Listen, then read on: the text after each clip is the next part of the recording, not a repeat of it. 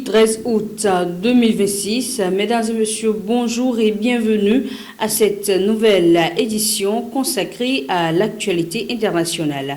Voici les principaux faits à retenir avec un regard pointé sur les tensions sécuritaires, les enjeux migratoires, les phénomènes climatiques et la situation au Moyen-Orient. Au Soudan, les forces de soutien rapide annoncent une nouvelle avancée stratégique dans l'état du Nil bleu.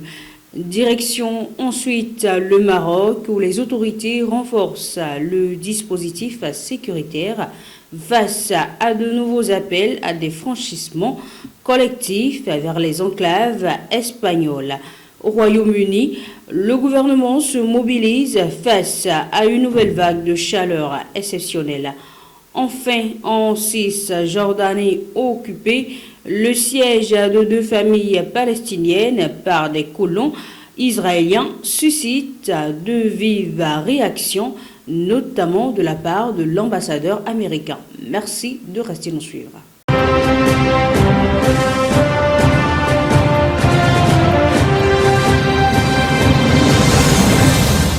Je l'annonçais tout à l'heure, les forces de soutien rapide se sont apparues de Gueisson dans l'état du Nil bleu.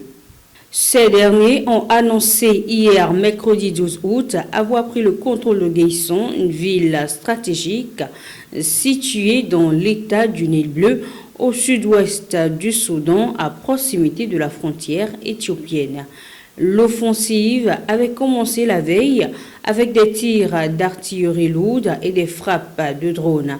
Les paramilitaires affirment avoir investi plusieurs secteurs de la ville et récupéré des armes appartenant à l'armée soudanaise.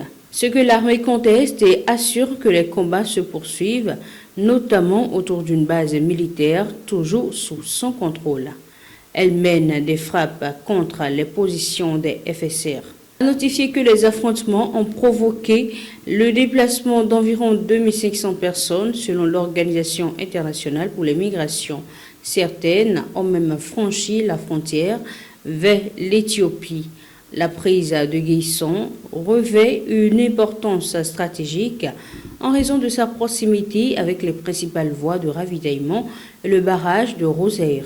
Elle pourrait permettre aux FSR de renforcer leur présence dans cette région frontalière. Les autorités locales dénoncent également le pillage des récoltes et du marché central. Cette offensive intervient alors que les paramilitaires cherchent à reprendre l'initiative après plusieurs revers enregistrés sur d'autres fronts du conflit soudanais. Direction à présent le Maghreb où les autorités marocaines renforcent leur vigilance face à de nouveaux appels à des passages massifs vers l'Europe. Au Maroc, les autorités annoncent un renforcement du dispositif sécuritaire autour des enclaves espagnoles de Ceuta et Melilla. Cette décision intervient alors que de nouveaux appels circulent sur les réseaux sociaux pour organiser des franchissements collectifs de la frontière le 15 août prochain. Des publications diffusées notamment sur TikTok, Instagram et Facebook encouragent de nouveau des candidats à l'immigration à tenter de rejoindre Ceuta et Melilla. Ces appels interviennent après les événements des 30 et 31 juillet, lorsque des milliers de personnes avaient tenté de franchir la frontière, certaines par voie terrestre et d'autres à la nage. Le bilan humain de ces tentatives avait été particulièrement lourd. Une ONG espagnole fait état d'au moins 141 décès en noyade. Face au risque de nouvelles mobilisations, le ministère marocain de l'Intérieur prévoit que les rassemblements seront empêchés et que le participant pourrait être arrêté et poursuivi en justice. Les autorités ont également annoncé l'arrestation de plusieurs personnes soupçonnées d'avoir diffusé les appels à rejoindre Ceuta. Le Maroc entend ainsi empêcher une répétition des événements meurtriers de fin juillet et contenir les départs clandestins vers les enclaves espagnoles. Après les enjeux migratoires en Afrique du Nord, cap maintenant sur l'Europe, où un autre défi majeur mobilise les autorités, la multiplication des vagues de chaleur. Le Royaume-Uni se prépare à affronter une nouvelle journée de très forte chaleur ce jeudi 13 août, avec des températures pouvant atteindre 38 degrés Celsius. Il s'agit de la 5e vague de chaleur enregistrée en Europe depuis le mois de mai dernier. Face à cette situation, le Premier ministre Andy Burnham a convoqué une réunion de crise à Downing Street. Le gouvernement cherche notamment à limiter les risques d'incendie dans un contexte de sécheresse qui touche environ les 3/4 de l'Angleterre. Le Premier ministre a demandé aux supermarchés et aux commerces de proximité de ne plus vendre de barbecues jetables particulièrement dangereux dans les espaces verts asséchés. Il a également appelé la population à éviter de fumer dans les parcs et autres zones végétalisées. Aucune restriction générale concernant l'utilisation de l'eau n'a cependant été annoncée. Le remplissage des piscines et le lavage des voitures restent donc autorisés.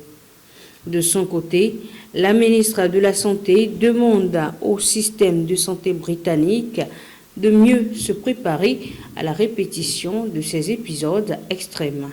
Le gouvernement est néanmoins critiqué par les écologistes qui lui reprochent de ne pas prendre suffisamment au sérieux l'urgence climatique.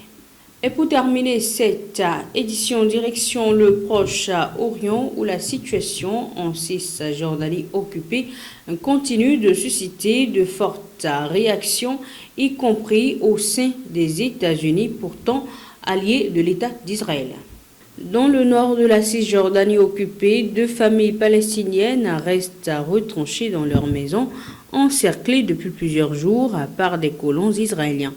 Les habitants affirment être empêchés d'entrer ou de sortir de leur domicile et dénoncent des jets de pierre ainsi que des coupures d'eau et d'électricité. La situation a provoqué une réaction inhabituelle de l'ambassadeur américain en Israël, Mike Huckabee, pourtant connu pour son soutien à la colonisation israélienne en Cisjordanie. Il a qualifié le siège de acte de terreur, pour citer ses mots, et condamné les violences visant les familles palestiniennes. L'armée est intervenue sur place après plusieurs jours de tension. Une installation érigée par les colons a été démantelée, mais ceux-ci n'ont pas immédiatement été évacués. Les soldats se sont ensuite retirés avant de revenir à jeudi pour tenter de mettre fin au siège. L'organisation israélienne de défense des droits humains, B'Tselem, estime que cet épisode s'inscrit dans un phénomène plus large de violence commise par des colons contre les populations palestiniennes. L'armée israélienne, pour sa part, affirme avoir renforcé ses effectifs en Cisjordanie afin de rétablir l'ordre et prévenir de nouvelles violences. Ce sera tout pour ce premier point de l'actualité. Merci de nous avoir suivis. Ne manquez pas le deuxième rendez-vous.